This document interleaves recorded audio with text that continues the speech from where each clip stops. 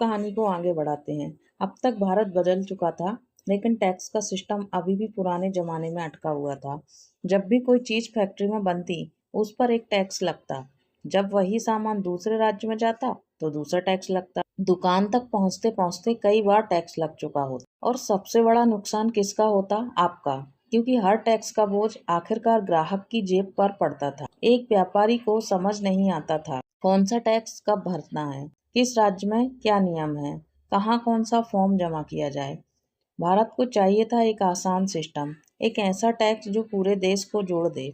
कई सालों की चर्चा, बहुत सारी बहस और लंबे इंतजार के बाद आखिर वो दिन आ ही गया। तारीख थी 1 जुलाई 2017, आधी रात का समय, जब भारत ने एक नया अध्याय शुरू किया, goods and service tax in India.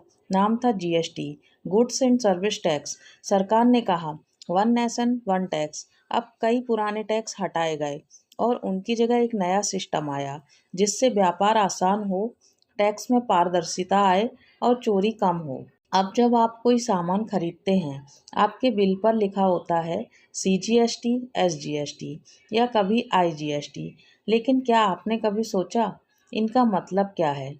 आपके दिए हुए जीएसटी का पैसा आखिर जाता कहाँ है? अगले भाग में हम समझेंगे जीएसटी के ये तीन चेहरे, सीजीएसटी, एसजीएसटी और आईजीएसटी, और जानेंगे आपकी हर खरीदारी में सरकार कितना हिस्सा लेती है।